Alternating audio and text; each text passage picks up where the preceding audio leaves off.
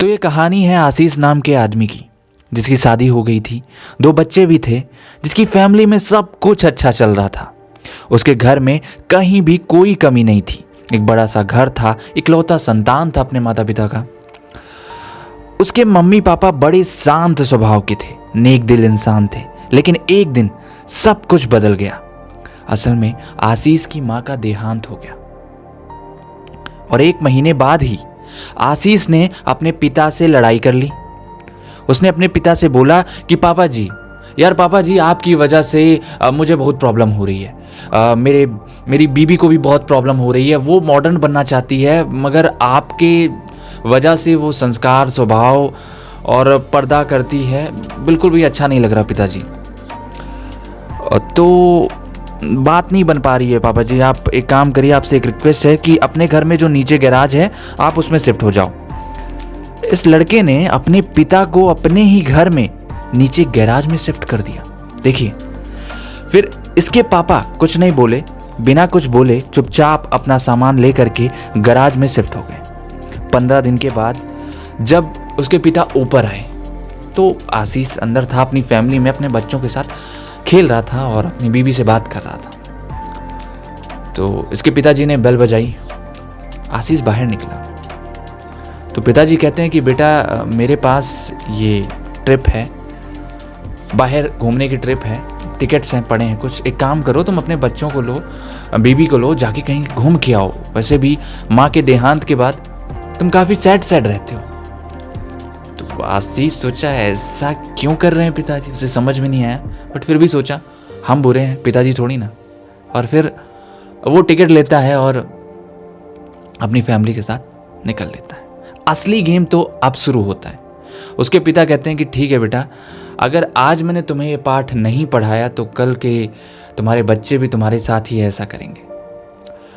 और आशीष के पिता क्या करते हैं, जो बड़ा सा जो घर था उसे बेच देते हैं।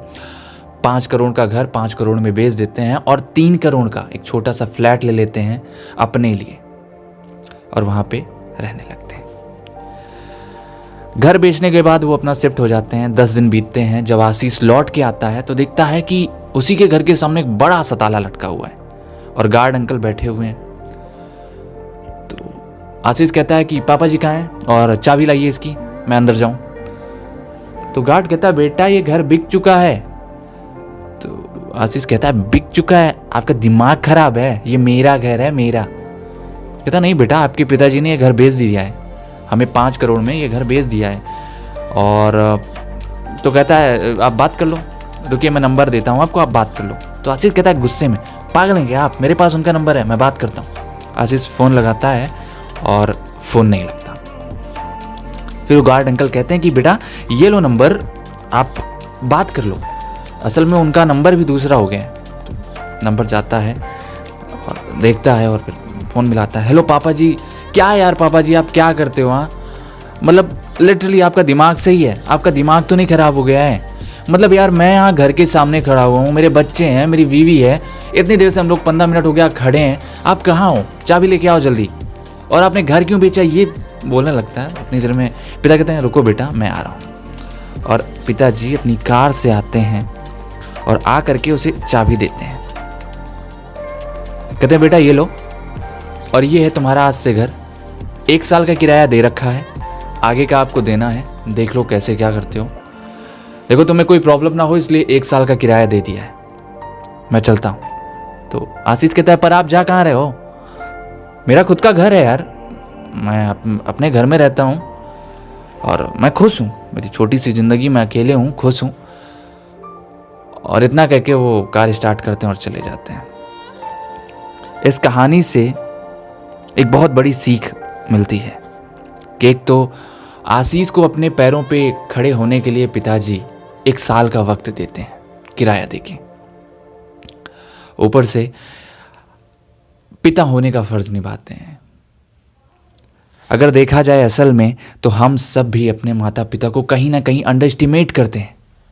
उनकी छोटी छोटी बातों पे उनको डांटना, उनको बोलना कि आपको आपने पढ़ाई नहीं की, आप तो गंवार हो, ये सब चीज़ें कहीं ना कहीं हमें समाज में देखने को मिल रही हैं। और ये यही दर्शाती हैं कि हम अपनी वैल्यूज़ को, अपने कल्चर को कितना भूल गए हैं।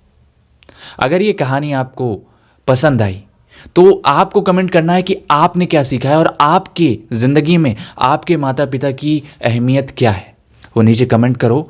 और अगर वीडियो पसंद आया तो शेयर करो अपने पूरे फैमिली के साथ और लाइक करो वीडियो को। चैनल ज़रूर सब्सक्राइब करना। मैं आपके लिए हर हफ्ते एक नई कहानी लेके आता हूँ।